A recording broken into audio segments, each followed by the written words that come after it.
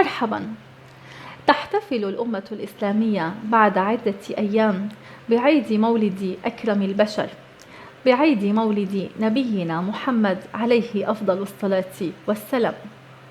ستعلق الزينات في الشوارع، وتقام الاحتفالات الدينية في كافة أرجاء الوطن العربي، وستوزع حلوى المولد على الناس في كل مكان. والاحتفال بعيد المولد النبوي الشريف في مصر له طابع خاص وتاريخ يرجع إلى عهد الفاطميين، وقد امتد هذا الطابع ليشمل أشكال حلوى المولد في مصر. فما قصة الاحتفال بهذا اليوم العظيم في مصر؟ وما أبرز أشكال حلوى المولد في هذا البلد الرائع؟ هذا ما سوف أجيبكم عنه اليوم في هل تعلم مع هديل.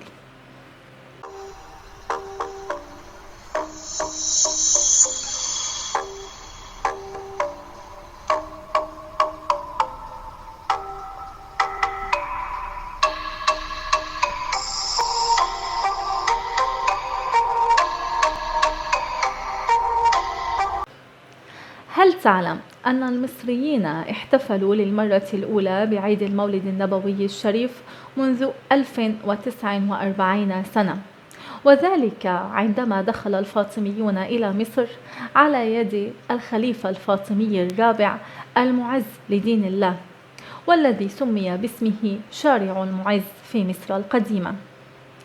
أراد الفاطميون التقرب من الشعب المصري، فدرسوا طباع هذا الشعب، فاكتشفوا أنه يعشق الاحتفالات ويعشق الحلويات. لذلك عمد الفاطميون إلى الإكثار من الاحتفالات، وخاصة الاحتفالات الدينية، وقاموا بتوزيع الحلويات على أفراد الشعب المصري في كل مكان. وكان أول احتفال للفاطميين مع الشعب المصري هو الاحتفال بعيد المولد النبوي الشريف، وقد صنع الفاطميون في هذا اليوم حلويات خاصة وزعوها على المصريين في كل مكان. ومنذ ذلك الوقت اعتاد المصريون على صناعة حلويات عيد المولد النبوي الشريف قبل بدء الاحتفال بهذا اليوم بحوالي شهرين.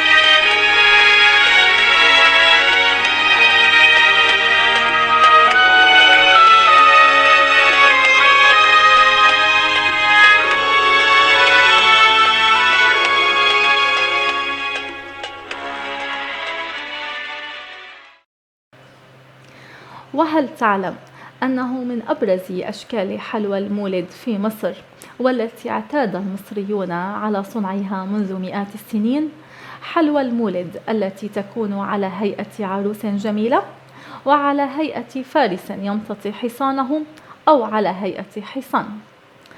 تعددت الروايات حول حكاية عروس المولد وفارسها الشجاع. تصدرت هذه الروايات روايتين شهيرتين.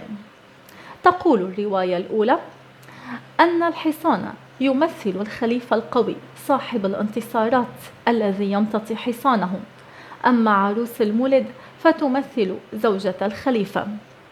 وتقول الرواية الثانية أن الحاكم بأمر الله الخليفة الفاطمي السادس كان يتخذ قرارات غريبة في مصر، من بينها أنه منع جميع مظاهر الاحتفالات باستثناء الاحتفال بعيد المولد النبوي الشريف.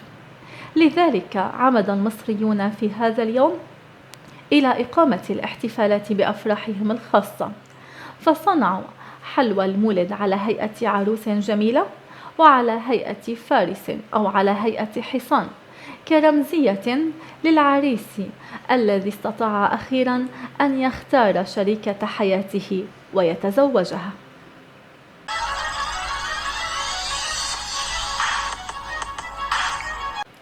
والآن إلى معلومتنا الغريبة لهذا اليوم.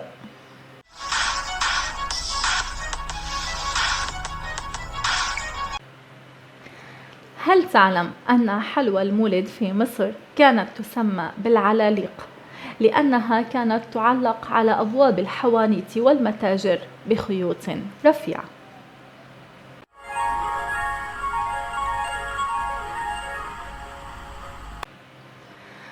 وفي نهاية حلقتنا، وقبل أن أطرح عليكم سؤال اليوم، سأجيبكم عن سؤال الحلقة الماضية الذي كان: ما هو العام الفرعوني الموافق للعام الميلادي 2021 في التقويم الفرعوني من السنة المصرية القديمة؟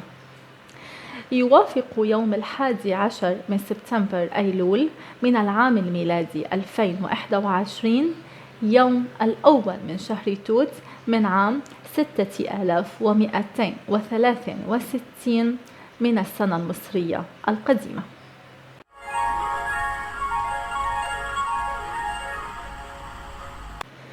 أما سؤال حلقتنا لهذا اليوم فهو: كيف حاول نابليون بونابرت استغلال الاحتفال بعيد المولد النبوي الشريف في مصر؟ وماذا فعل للتقرب من الشعب المصري في هذا اليوم؟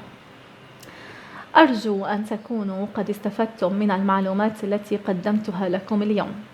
إذا أردتم رؤية المزيد من المعلومات، أرجو منكم الاشتراك في قناة هل تعلم مع هدير، وذلك من خلال الضغط على مربع الاشتراك الأحمر وتفعيل الجرس ليصلكم كل جديد. إلى اللقاء.